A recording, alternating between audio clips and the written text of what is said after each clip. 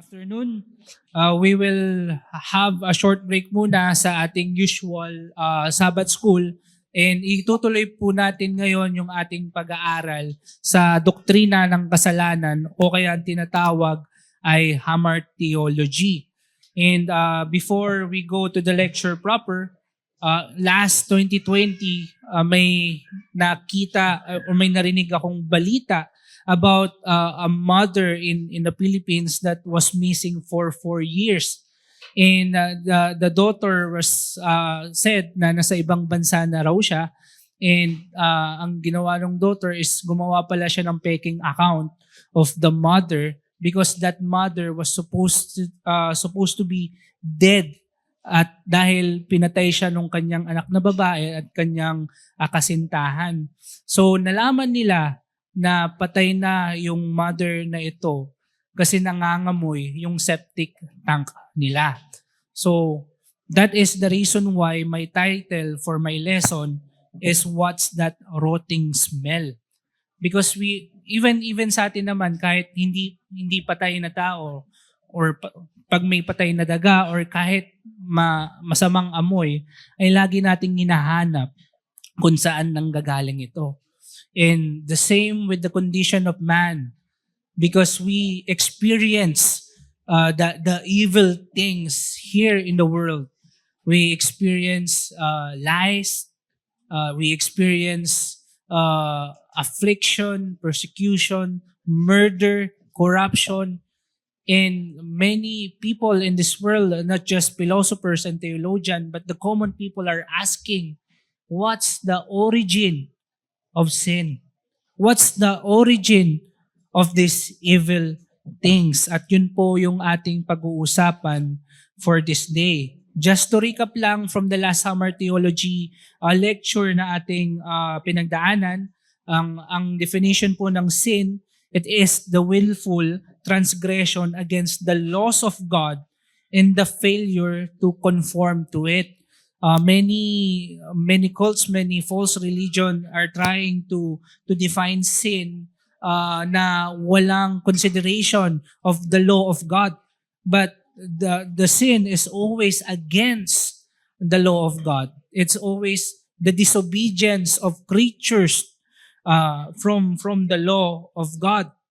And ang sin rin po, tinatawag rin po natin siyang privation or the lack of righteousness, as in absence of the Lord's righteousness. And also, since it is twofold, it is also the inclination to do evil.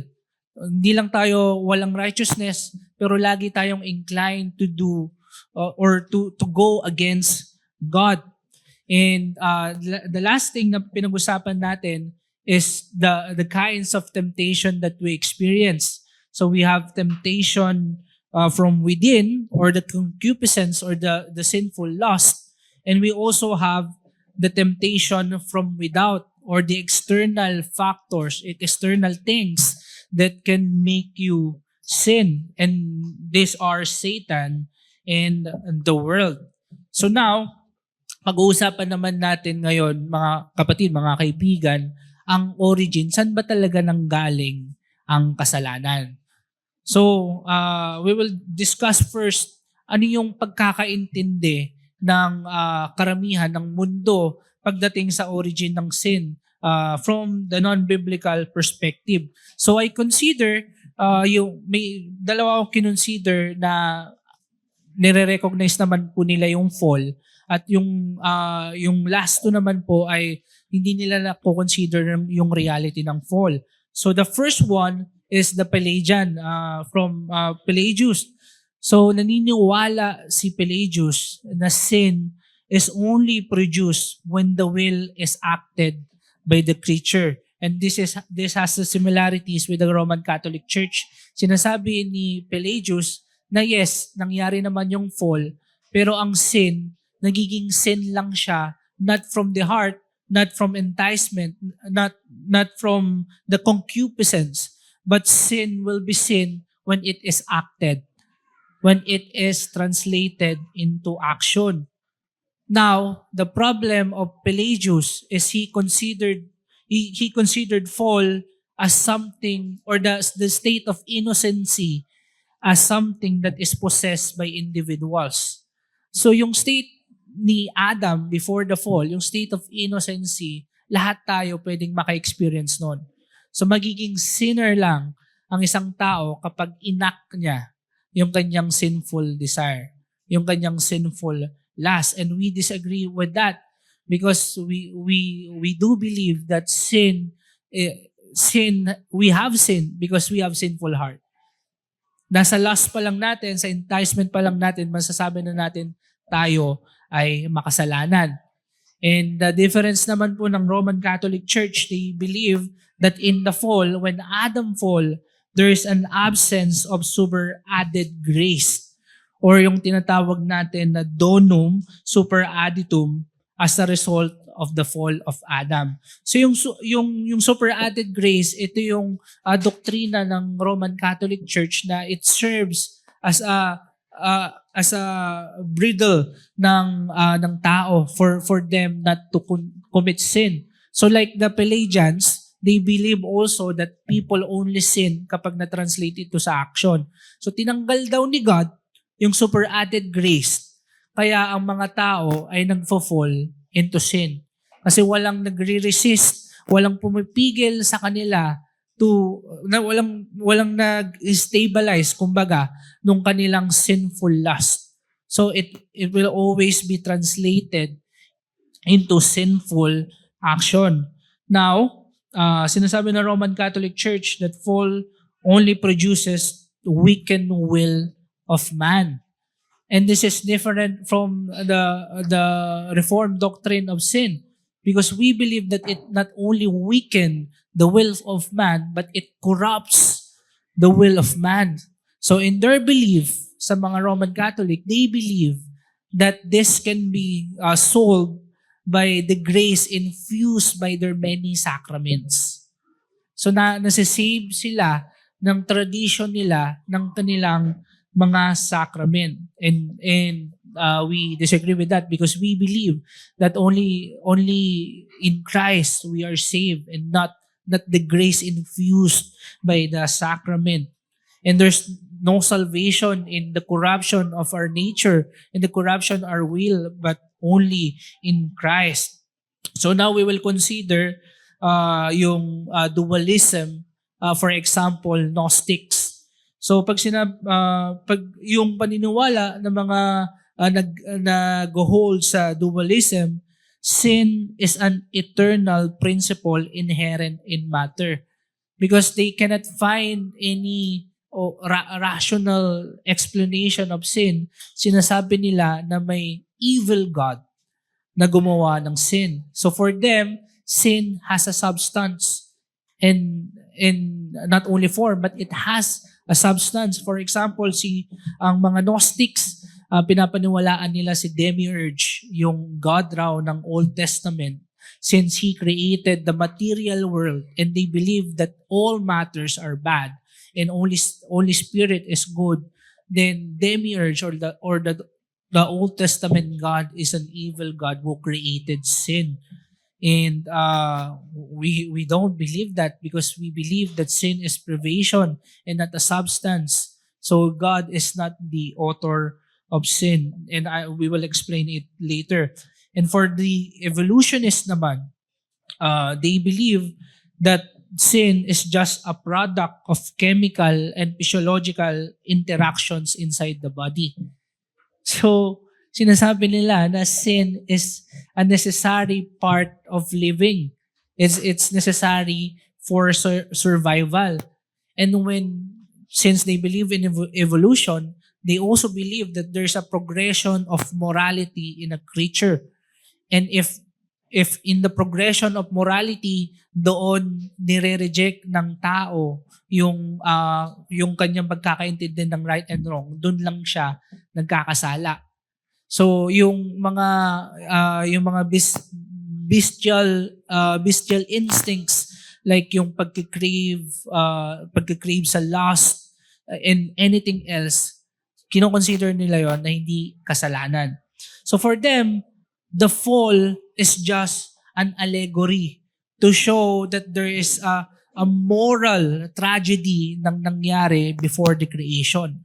But they don't believe that the fall happened literally and it happened in history. But for them, they are just allegory. At marami pa, like si Socrates, sinasabi niya na sin is ignorance. And ang mga Buddhist naman, sinasabi nila na sin is existence itself, na you need to possess or to reach nirvana para ikaw ay maging sinless. But for us to summarize, sabi ni Herman Bavinck sa kanyang book na Reformed Dogmatics, Volume 3, Sin and Salvation in Christ, he said, trinay niyang isummarize yung mga wrong views about the origin of sin. Outside, and I quote, outside the area of special revelation or outside the scripture, therefore, sin was always either interpreted deistically or in the consideration of God in terms of the human will and construed purely as an act of the will. Na yung sin lang ay galing sa action. Or derived pantheistically or with many gods or the universe as God from the essence of things and incorporated as a necessary component in the order of the universe as a whole. So he was saying na for the non-orthodox religion, kinoconsider nila yung sin as something made, that it has a substance and there's an evil God who made sin. But we know, and because we went through Genesis and lahat tayo familiar sa nangyari sa fall, we know that God is not the author of sin. But yet, there exists pa rin yung horror nung sin. So paano nga ba pumasok yung sin sa mundo? And we need to consider two figures sa ating pag-aaral ngayon. Unang-una, si Satan at pangalawa, si Adam. So if you're asking, so sino ba ang nagkasala muna? Si Adam ba or si Satan? Technically, si Satan yung una nagkasala for him to tempt Adam. So we will consider first the fall of Satan. I want to clarify first that Satan is not created evil since God created all creation as good. If we remember the account of Genesis in chapter 1, sa kanyang paggawa ng mundo, not only the physical realm but also the spiritual, tinawag niya itong good. Pero bakit nga ba naging evil si Satan? Because God created Satan as mutable. So even if si Satan is a spirit, si Satan ay create ni God na pwedeng meron siyang moral agency. So he can choose to do good or he can choose to disobey God. And kaya siya naging mutable because only God is immutable. Siya lang yung hindi nagbabago. And in his mutability, he tried to take the place of God together with some group of angels. And the scriptures, medyo tipid yung scripture sa pag-describe kung ano ba talaga yung nangyari kay Satan. But we have a sufficient verses for us to know ano ba talaga yung naging fall ni Satan. So let us go to Jude 1, verse 6. Again, Jude 1, verse 6. It is said here, and the angels who did not stay within their own position of authority, but left their proper dwelling, he has kept in eternal change under gloomy darkness until the judgment of the great day. And according to 2 Peter 2, verse 4, Peter said there, for if God did not spare angels when they sinned, but cast them into hell and committed them to change of gloomy darkness to be kept until the judgment. And Satan is a spirit and he has no body. So yung sin ni Satan is not something because of any sense, but he has only sin within himself.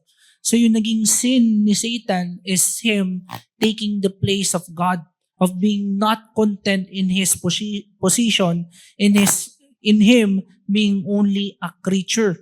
In makikita natin sa 1 Timothy 3 verse 6. 1 Timothy 3 verse 6, kung ano ba talaga yung naging sin ni Satan. And it was written here, he must not be a recent, Paul was talking about the new converts or yung criteria, yung standard of a pastor. And Paul was saying na hindi dapat ma-consider or ma-elect na pastor yung mga new converts. And he said here, he must not be a recent convert or he may become puffed up with conceit and fall into the condemnation of the devil. So the very sin that Satan have is pride. Because again, he wanted to take place the throne of God. He wanted to usurp the authority of God. So with him, sinama niya yung group of angels to reign in darkness, and God cast them out to darkness. And Satan is known as the accuser, slanderer, as God of this world, as the ancient serpent, and the murderer from the beginning. So technically, we can say that Satan is the first creature who sinned. But Adam is the first human. That's why sin entered humanity because of Adam. Because Adam is the first human who sinned in this world. And malalaman natin kung paano ba mag-work yung craftiness ni Satan sa fall. In here, Satan tempted Eve because the probationary commandment was given to her indirectly or through Adam only. Kasi if we remember Genesis 2 verses 15 to 17, yung pagbibigay ng Panginoon ng commandment kay Adam is wala pa si Eve noon. So yung commandment, yung probationary commandment ni God ay nabigay lang kay Eve indirectly or with the help or Adam. So what is the implication of this when Satan attempted Eve and not Adam? Because it implies that Eve will not have the same sense of responsibility. Kasi si Adam yung representative ng buong humanity and not Eve. So Eve will have the less sense of responsibility than Adam. And also Eve has easy access to the heart of Adam. Since Eve is the wife, pwede niyang makonvince si Adam, kaya siya yung tinempt ni Satan. And not just that, but the craftiness of Satan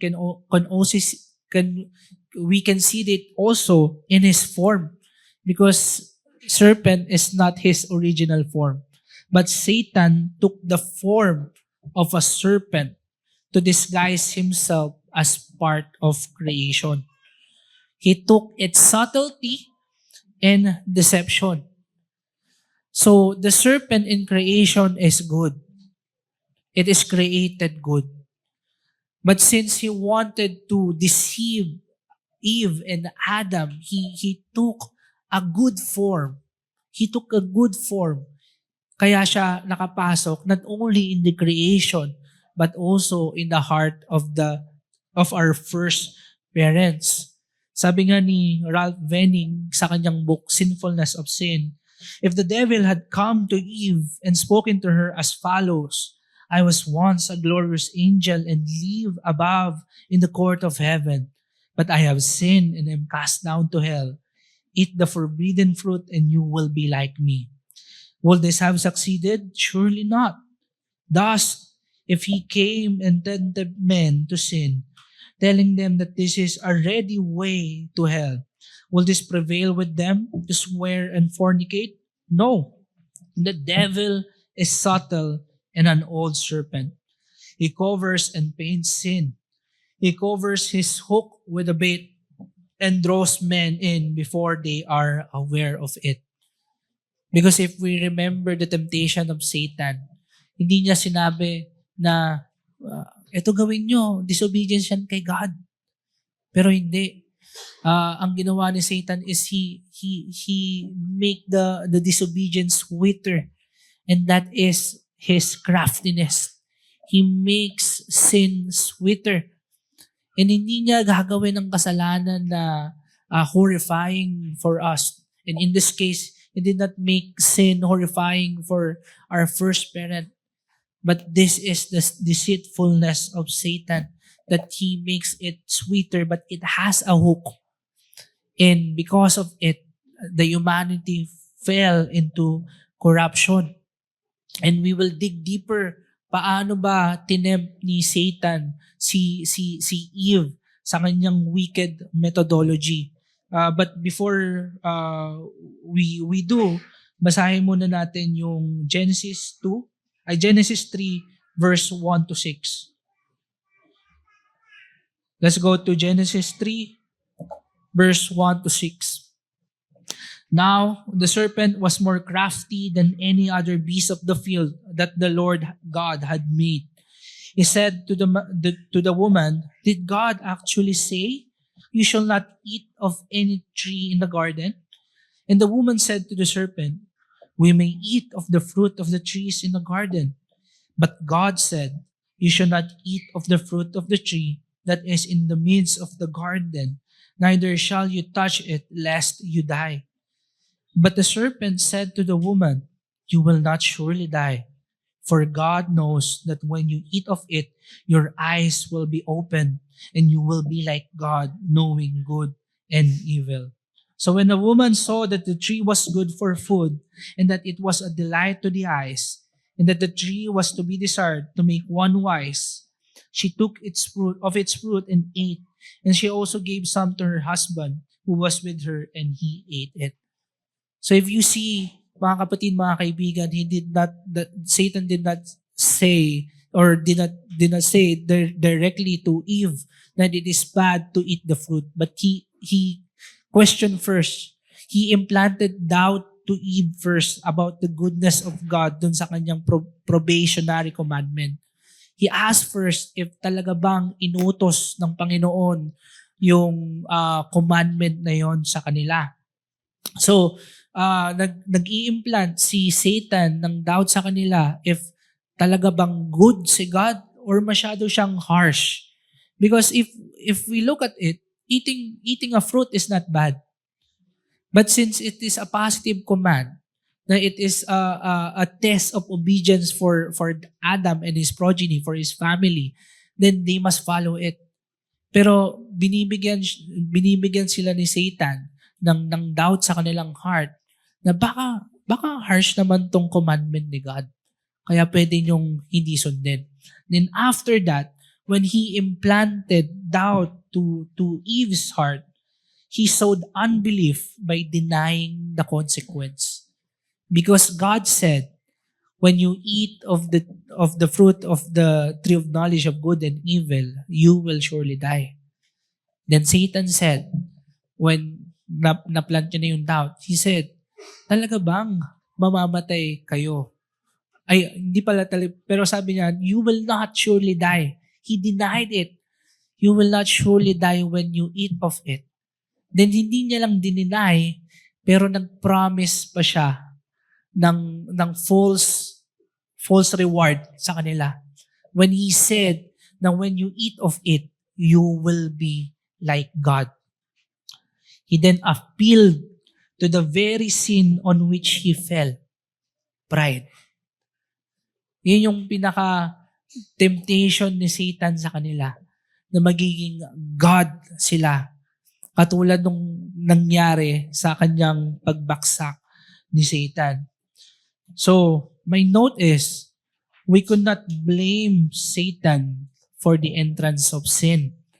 Although yes, we believe that he is a great factor why Adam fell and his progeny fell, but we cannot blame him because he was only an instrument to fan the lust that is inside Adam. So we reject the idea of the Roman Catholic na nagsisin lang tayo kapag ginawa natin yung sinful desire. No. But in our desire, when our desire becomes sinful, it is already sin. So pinalakas lang ni Satan yung sinful desire na yon from Adam so that they sin. Sabi nga ni Thomas Watson sa kanyang book, A Body of Divinity, the devil could not have forced Adam unless he had given consent. Satan was only a suitor to woo, not a king to compel. Satan is only a suitor to woo and not a king to compel. So we cannot blame Satan, but the accountability lagi yung babaksak kay Adam.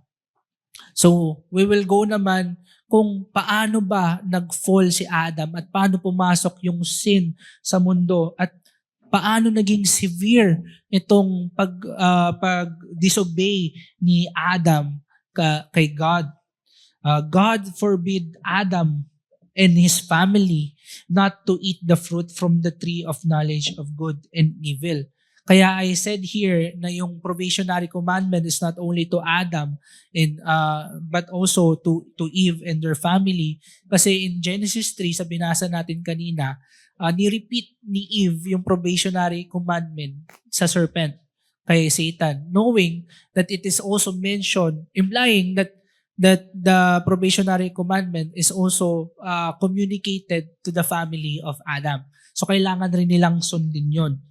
So they need to follow this for them not to eat the tree from the fruit of the tree of knowledge of good and evil, because this is a probationary commandment to test Adam's pure obedience.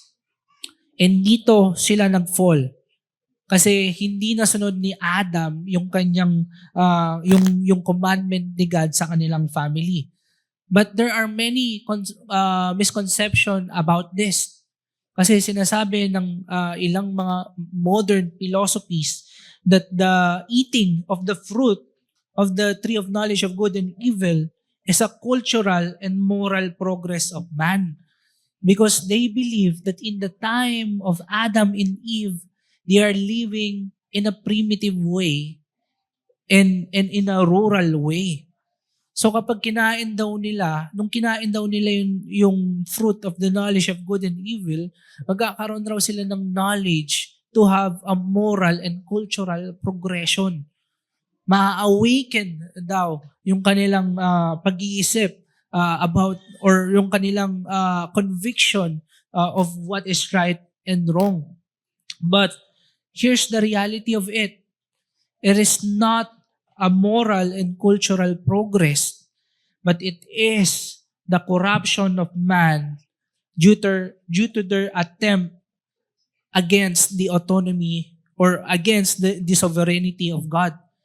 So when they eat the fruit of the knowledge of good and evil, sila mismo yung nagde-determine ng what is good and what is evil. So they're trying to usurp the judgment seat of God. They're trying to be independent from God. Kaya grabe yung severity ng kanilang paggawa ng kasalanan when they eat of that fruit. But why did Adam fail? Or why did Adam fall despite being created as good?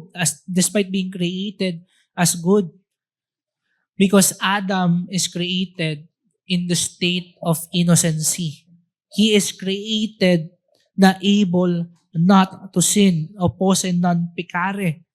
So yung original righteousness, yung holiness ni Adam as a creature does not mean gift of perseverance. So like Satan, Adam has a moral agency to do what's good or to disobey God. Sabi nga ni Francis Turretin sa kanyang work na Institute of Elenctic Theology, Volume 1, original righteousness pertains to rectitude and integrity, or the gifts bestowed upon man, usually expressed by the original righteousness, which was created with man and bestowed upon him at his origin, embracing wisdom in the mind, holiness in the will, and rectitude and good order in the affections. It bespeaks such a harmony among all his faculties that the members obey the affections the will reason, reason the divine law, and thus the man exists upright and innocent and without sin.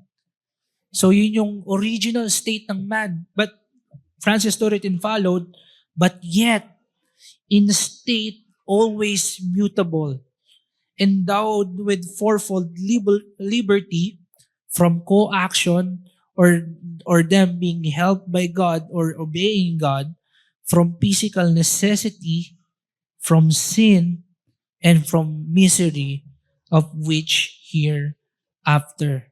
So we can therefore say that Adam was created mutable and with a sensual body. Ito yung pinagkaiba nila ni Satan, because Satan is tempted from within because he has no sensual body. But Adam has a sensual body. Kaya inappeal ni Satan yung fruit sa tree. Hindi yung apple, pero yung fruit sa tree. Kaya nung tinempt ni Satan si Eve, naging pleasing sa kanya nung tinitingnan niya yung fruit. So, yun yung difference nung temptation ni Adam, because he was tempted not only from within, but he was also tempted from without or externally. But here's the thing.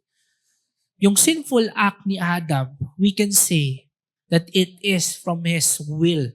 Because sin always comes from the will of the creature, from the desire of the creature. But here's the question. Saan nanggagaling yung sinful will ng creature? Because the Lord created the whole creation good. And it is absurd to think that there will be a corruption or sin to exist. But even many theologians, they believe that the origin of the sinful will or sin itself is still a mystery. So there's no answer to how can Adam's will turn sinful since he is created as good, because it is a mystery. Because sin cannot be created. It has no substance, and it is only a form, a privation. So if we look or if we try to find its origin, para nating hinahanap yung source ng darkness. We cannot look for the source of darkness. Or when we try to look for silence. Kasi hindi natin magagawa yun na hinahanap natin yung source ng silence, because sin is privation and it has no substance. And when God punished Adam, or when God cursed the progeny of, when he cursed Adam and his progeny, naging harsh ba si God? No. Because in the fall, we see here that Adam broke the whole Decalogue. Because we believe that the moral law is transcendent. Hindi lang nagte-take effect yung moral law sa Sinai in Israel, but it is transcendent. Makikita rin natin siya even in creation, because it is a mirror of God's holiness. So I love how Mark Jones explained this. Sinasabi ni Mark Jones na sa kanyang book na Knowing Sin, Adam's transgression was against the whole of God's moral law. which was written on his heart as one made in God's image in Genesis 1 verse 27. Pero paano ba break ni Adam yung buong moral law sa fall? In the first commandment, sa kanyang violation sa first commandment, his unbelief and pride revealed self-love, self-seeking, and self-promotion. So since he was tempted by Satan to take or to be God, 'di ba? Brinik niya yung first law natin na you should not have more gods because he treat himself as God. Then the second commandment violation, Mark Jones said that as the prophet, priest, and king of God's garden temple, Adam was bound to worship God in a specific manner, which includes both what he should and should not do. By eating from the forbidden tree, he transgressed proper worship laws. It is his worship and the worship of his family not to eat from the tree of good and evil, knowledge of good and evil. But he broke this worship when he ate of it. And as a result, in the third commandment, as God's image-bearing son, Adam was obligated to bring honor upon his father through holy living. Adam failed to revere the word, not only engraved on his heart, but also spoken to him directly. Yung probationary commandment na huwag kumain. This rejection of God's word constituted a dismissal of God's name.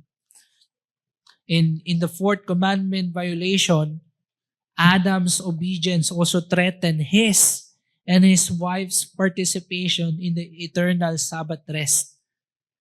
So, they sought rest outside of God. Kaya nila na-break yung fourth commandment. And for the horizontal aspect of the commandments, na-break din ni Adam and Eve yun. In the fifth commandment violation, Adam failed to honor his father in the garden for faithing long days. Since they don't have biological parents, ang kanilang parents is God mismo. And he failed to honor God. In the sixth commandment, instead of providing life for his descendants, he brought death through sin as a murderer and not unlike the devil or like the devil. So he committed murder by bringing death upon his progeny.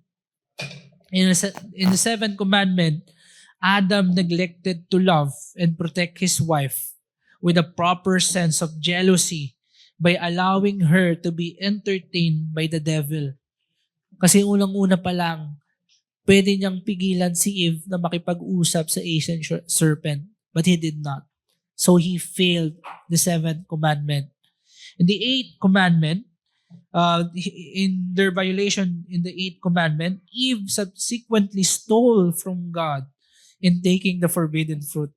Because the fruit is the possession of the Lord. And he said that they must not eat it. They must not have it. But they stole the fruit. And the ninth commandment violation, while Adam not only did nothing to prevent it, but also took himself, Adam failed to counter the devil's lies and Eve's reception of them with the truth, acting rather in the likeness of the father of lies, who is the devil. So hindi niya nilabanan with the Lord's truth or with the truth na kanilang pinoposes, yung lies ni Satan. And lastly, the 10th commandment violation. Finally, being discontent with his own estate and blessings from God, Adam coveted what he did not belong to him. So again, can we say that God is harsh in bringing curse upon Adam and Eve and their progeny? The sanction of death is not harsh, knowing that the fall was not only grievous, but done against the thrice holy God. But Ano yung relation ni God? What is the relation of God in the origin of sin? Talaga bang siya yung gumawa ng kasalanan? No. Because we have this thing that we call Felix Culpa. Maybe alam nyo to, or narinig nyo to sa King's Kaleidoscope. But Felix Culpa only means happy guilt or happy fault. Because there is this divine permission for the existence of sin. But the misconception of it is God is the author of sin. Because kanina nga sinasabi natin na God is only a privation, it has no substance. So we cannot say that God created sin. When there is blindness, hindi natin sinasabi na nagkaroon ng blindness. No, but there's a lack of sight. There's a lack of the usual ability of sight. That's why there's blindness. And darkness is not a substance na merong darkness talaga, no, but it is the absence of light. So we cannot say that God is the author of sin because it has no substance. But another argument naman about the existence and the origin of sin, if there is sin and hinayaan ni God na mangyari ito, ibig sabihin ba nito is God is giving a license to have sin? So did he put sin in the world? No, because God's divine permission is not passivity. Na gusto niyang mangyari na merong sin kaya hinayaan niya. No, it's not passivity, and it is not commission. It is not commission. His permission, the divine permission, is active because His intention is holy. So hinahayaan niyang magkaroon ng sin, not because He wanted to have sin. No. God is holy. According to James 1 verse 13, He does not tempt. He cannot be tempted and He does not tempt. And in Psalm 5 verse 4, it is said that God does not desire to have wickedness. Hindi niya kagustuhan magkaroon ng wickedness or mangyari ang wickedness. But the Lord permitted the existence of sin because He can turn evil things to good. His intention is holy. And it is always holy because He Himself is holy.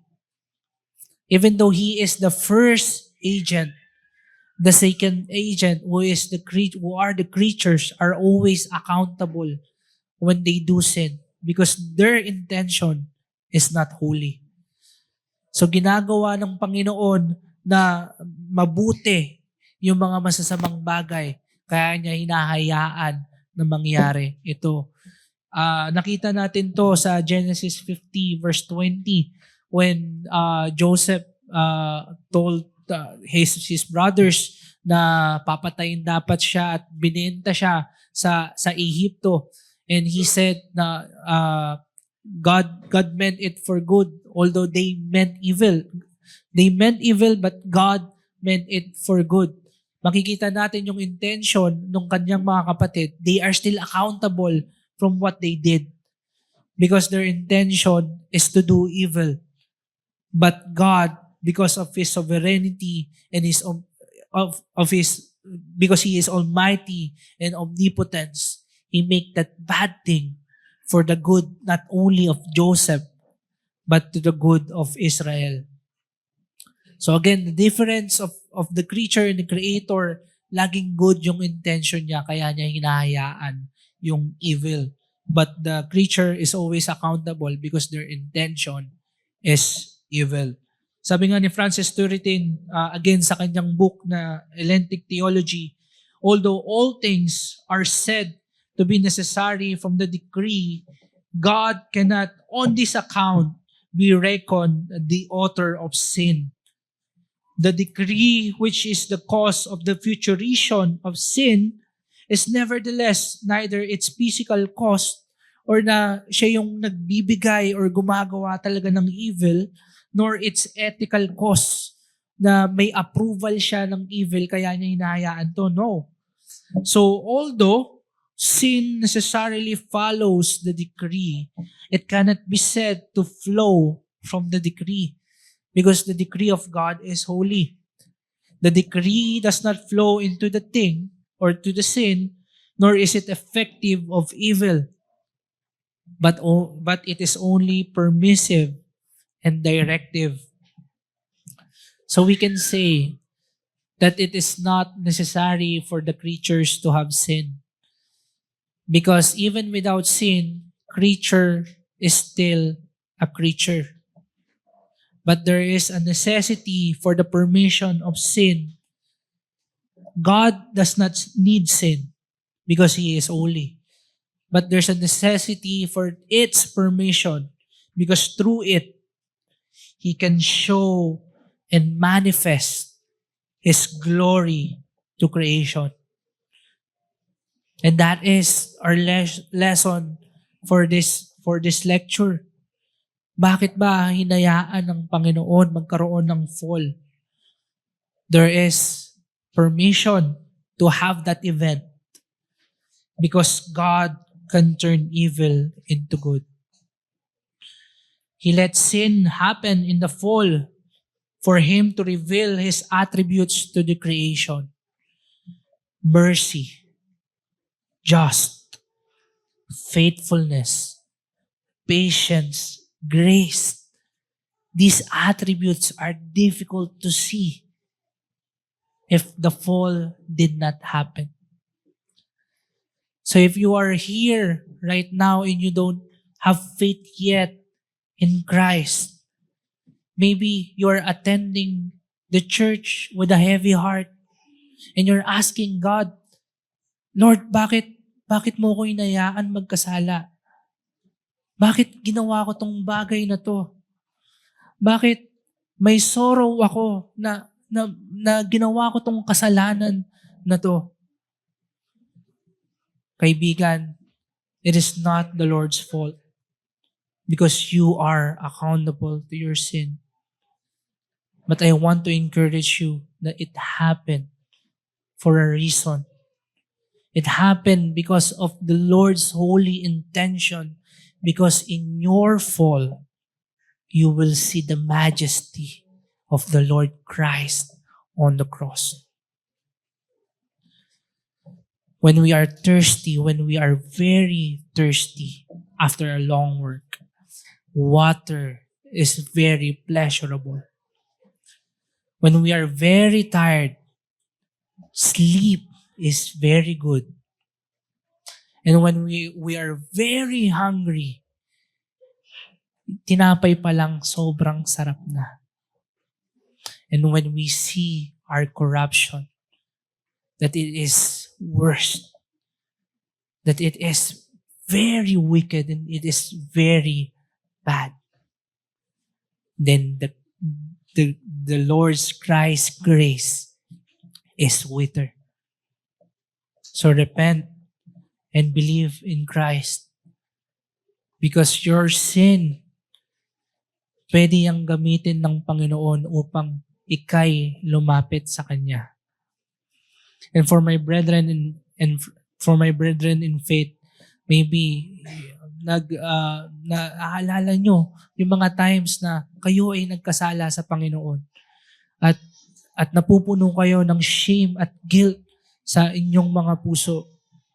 Remember mga kapatid, ng kaligtasan ng Panginoon ay pinoposes natin now because of what Christ did on the cross.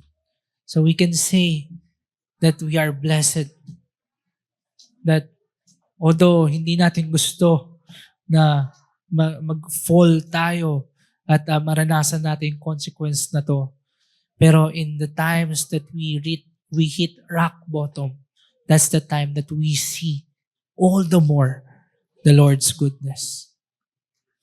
So that's my lecture for today. I think we can have question. May mga question po ba kayo about sa origin of sin?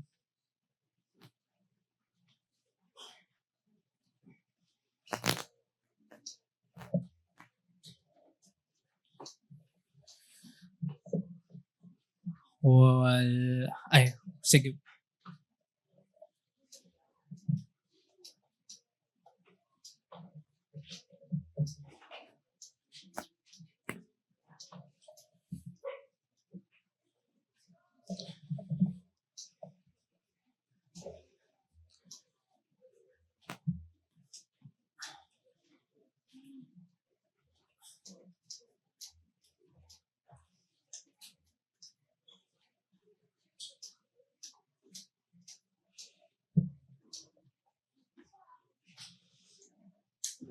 Hello. Hi, brother. Thank you for the lecture. You've mentioned kanina that one of the misconceptions is that God is the author of sin. But our contention is that God is not the author of sin.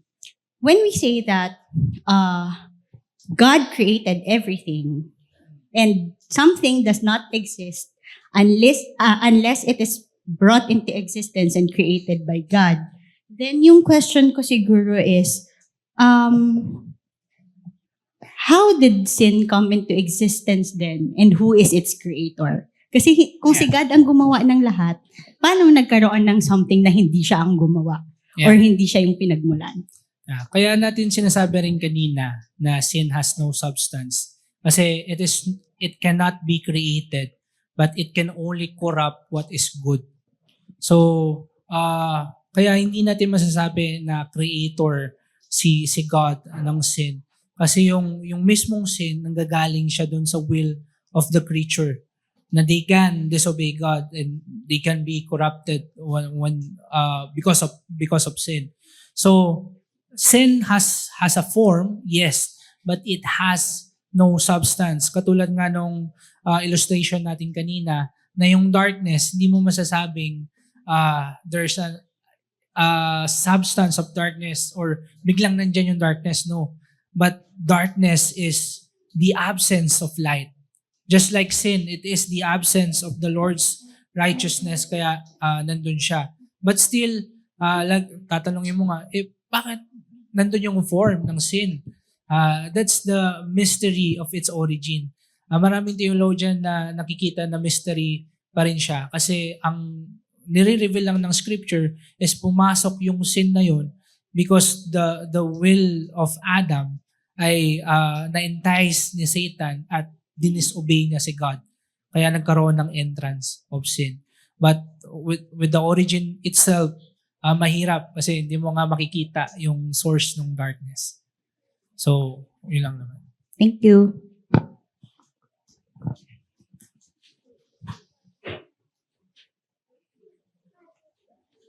Wala na po ba?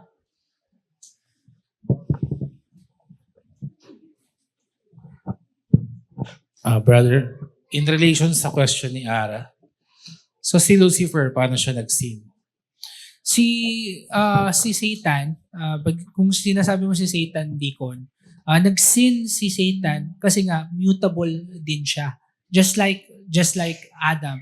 So he has a moral agency to do good and to also to disobey God. And when he disobey God, doon na siya nag-fall kasama yung mga group or group of angels na kinast down ni God sa darkness. So he sinned because he was tempted inside of himself to take the place of God. And he sinned because he is mutable. Nasagot ko ba, DH? Meron pa rin bang mga angels na nagsisin ngayon? Meron pa rin bang mga angels na nagsisin ngayon? Kailangan kitang balikan, DH, kasi hindi ko pala aaral yan. Pero that's a good question. Balikan kita, DH. Hindi ko pala aaral.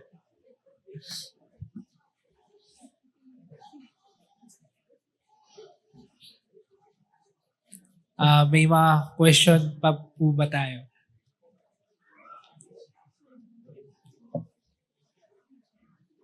Si Raymer daw.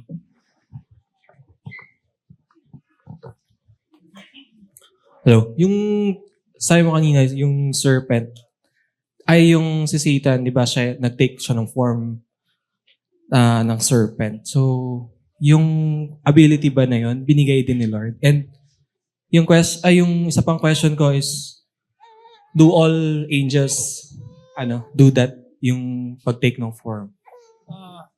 Okay. Dun sa ability ni Satan to take the form, I think permitted siya ni God to do that. Pero again, hindi niya pina-permit 'yon, not because ina-approve niya yung action na 'yon, but by doing so ma-test yung obedience ni Adam and Eve.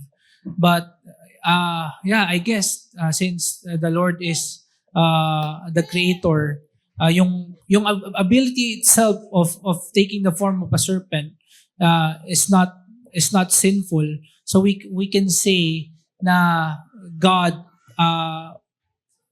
is the source of that ability. Pero the sinful desire of Satan to tempt in its form, yun yung hindi galing kay God.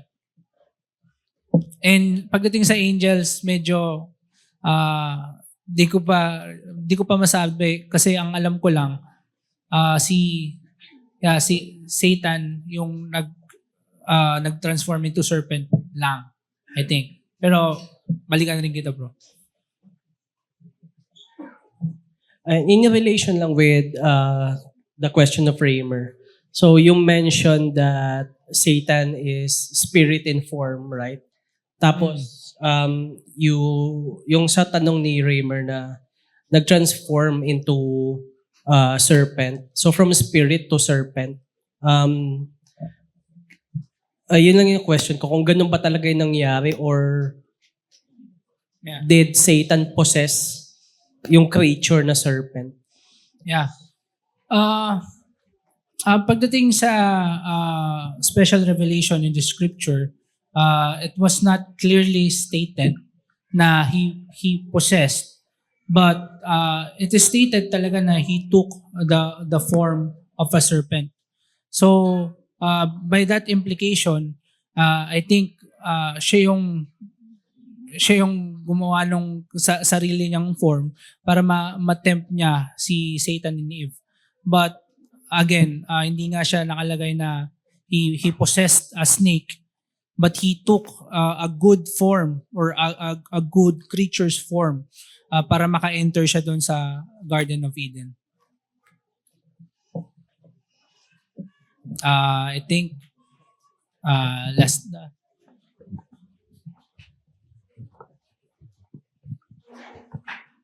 in the narration of the what happened to Satan in the Bible, no, it was also stated there that when he rebelled against God, there were other angels that followed him. So lahat sila naging demons, devils. So, but every time we read about temptation, si Satan palagi ang pinagbibintangan.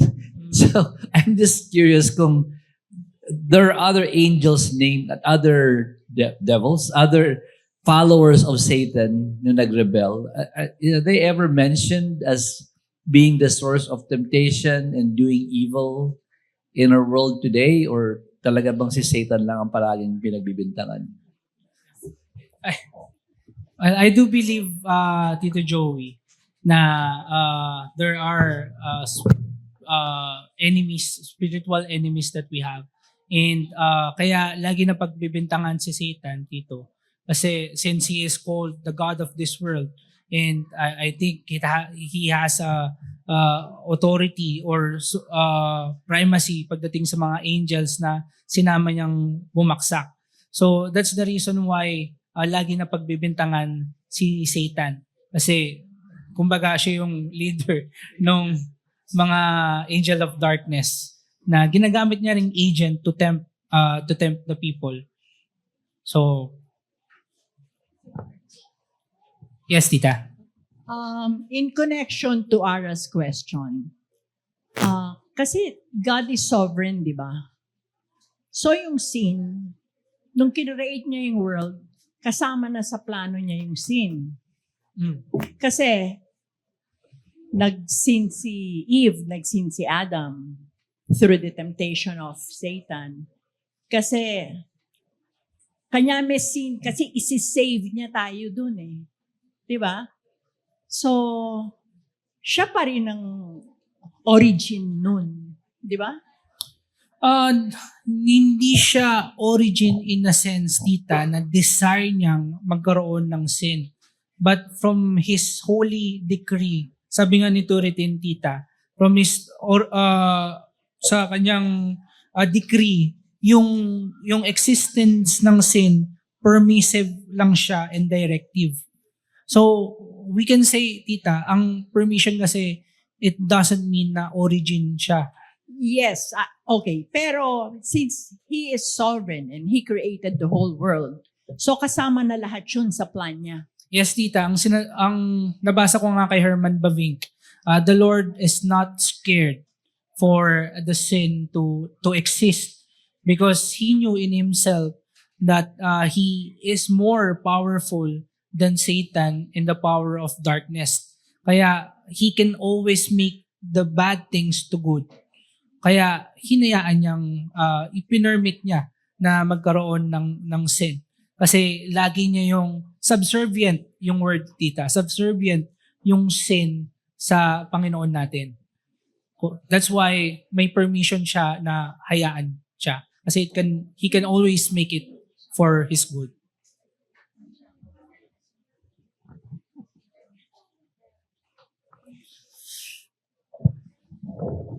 Yes, Pas. Can I add?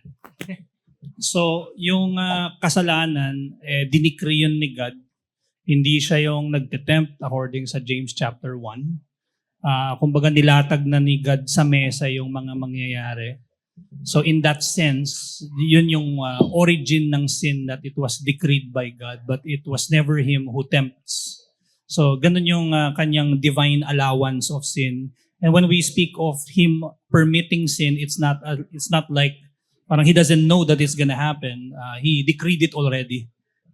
So hindi nanggaling sa kanyang sinful thoughts kasi wala siyang sinful thoughts. Yung sinful thoughts come from the creation, pero when it was acted upon, when sin is acted upon, it is something that God has already decreed even in the beginning. And so, ganun din yung kila Adam. Tapos yung mga angels, patuloy sila nagkakasala kasi ano pa rin sila even yung pag-tempt nila sa church, yung pag-abuse nila sa church, persecute nila sa church, those are sinful things eh. So to answer siguro yung question na kung nagkakasala pa din mga anghel, patuloy pa din sila. Tapos si Satan, hindi siya you should be a very important person for you to be tempted by Satan himself. So yung mga rulers and authorities niya yung nagte-tempt sa'yo. Pero it's rightfully, when you're tempted, nilalagay ng scripture kay Satan yung work na yon. Kasi siya yung head nila, parang ganon. So yeah. So VIP ka na kung ikaw ay tinetempt ni mismo nga Satanas. So parang ganon. Yeah. Thanks, Pas. Last na siguro si Louie tsaka si Steph.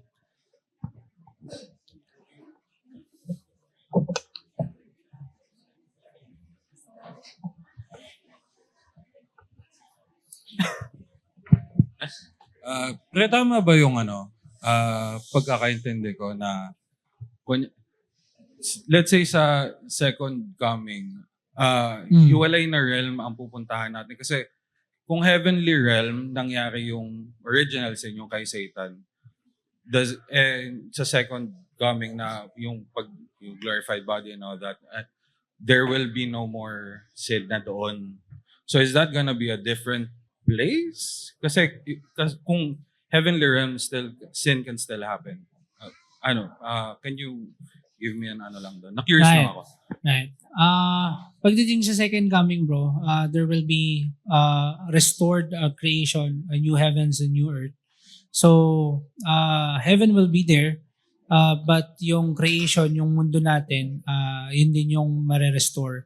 And so, ang mangyayari nun, bro, even, hindi lang yung spirit yung meron rin tayo, but also our restored physical body. So, ang mangyayari, doon tayo magre-reside sa new heavens and new earth. And last, si Steph. Question lang po. Sa day ng creation is yung kinreate tayo ng Panginoon in His image. So that is God's communicable attributes, diba? So sa day ng fall, ang sabi dun ng serpent is, you will be like God knowing good and evil. So, does that mean ba sila Adam nun, wala pa silang moral compass? Or after ng Right. fall, dun lang sila nagkaroon ng moral judgment? Right. That's a good question. Nung create si Adam and Eve, they are created in the image of God. So when you say in the image of God, they have faculty to will and faculty to desire and faculty to believe. And not only that, but they have moral agency na nga. So they can, since the Lord communicates to them, so they have choice to do what is good and what is wrong. So kumbaga doon pa lang meron na silang morality. And yun yung trinay natin i-break kanina na paniniwala ng mga modern philosophies na nagkaroon lang ng moral progression when they eat the fruit of good and evil. But the reality of it is they're trying to decide on their own to what is good and what is evil. Thus, they are usurping the judgment throne of God. They are usurping God Himself. Kaya masasabi natin yung pagkain nila ng fruit na yon is severe. Hindi siya simpleng pagkain lang, but it is a willful transgression against God. So yes, simula pa lang, before the fall, may moral compass na sila, may morality na sila, since they are created in the image of God. Okay, thanks po for the question. Let us close na lang in prayer. Heavenly Father, Lord, we praise you for this time that binigyan niyo mo kami ng pagkakataong malaman ko yung mystery of the origin of sin. And Lord, we know that although this is not necessary for us to have, but yet that we experience its horror sa aming mga buhay. And Father, we pray, Lord, na may we see our hope in Christ who became sin so that we can be forgiven from our sin. Although He is sinless, Lord, and He died in our stead. So Father, I pray, Lord, na mas maging sweeter pa yung pangalan at ang aming Panginoon na si Kristo, Lord, that we can respond we can respond in faith, Lord, and in obedience, knowing that He saved us from this sorrowful state, Panginoon. We lift this up to you, Lord, in Jesus' name we pray. Amen.